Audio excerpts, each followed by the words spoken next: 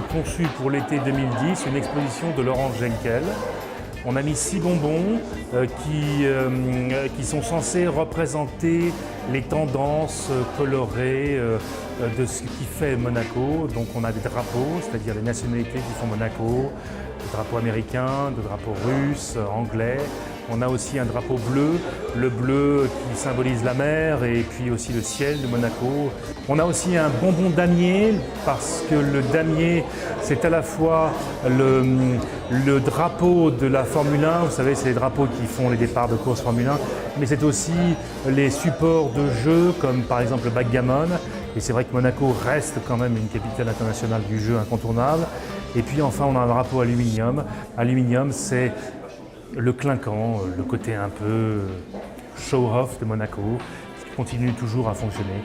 Donc voilà, on a conçu cette exposition qui s'appelle Colors of Monaco.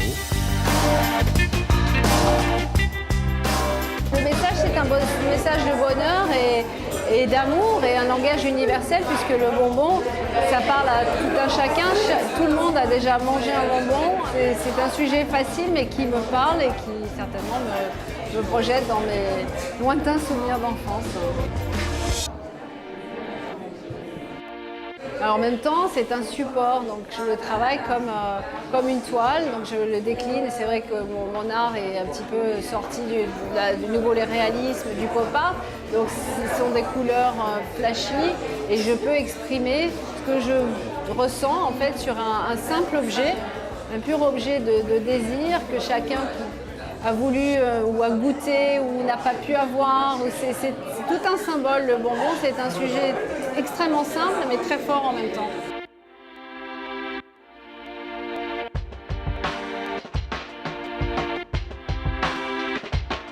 Et le wrapping, c'est ce que j'ai baptisé en fait, en anglais ça veut dire emballage.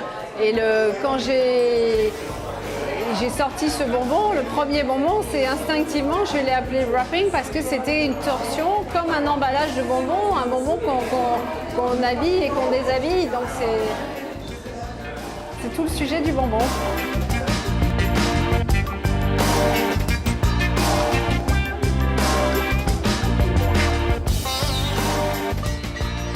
Moi-même, j'ai été séduit dès le départ par un très grand bonbon rouge que j'ai mis sur mon balcon et qui s'harmonise parfaitement avec ce que je recherchais, c'est-à-dire se rapprocher un petit peu, et je m'en excuse, mais ça a été toute ma vie, du médicament. C'est un bonbon, c'est pas un médicament, mais un médicament peut être un bonbon.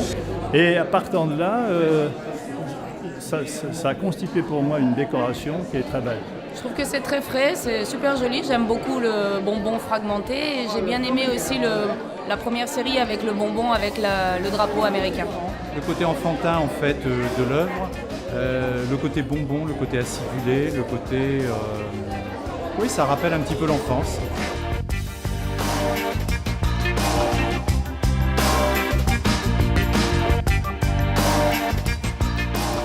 Chaque pièce est unique, c'est surtout ça qui fait l'intérêt des bonbons, c'est que je travaille la plaque donc dans un four et quand je sors cette plaque, la plaque c'est toujours une torsion et un drapé différent. C'est jamais la même chose.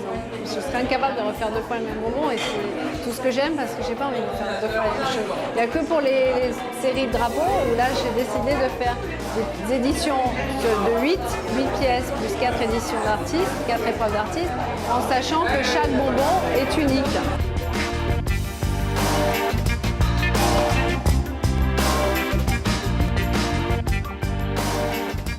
Je déforme mon bonbon, je l'utilise pour c'est pas juste le bonbon, j'insère de l'aluminium, des flèches, des picots, énormément de choses. J'assemble mes bonbons, je personnalise mes bonbons, je les humanifie, je les fais réellement entrer, je l'espère, dans l'histoire de l'art.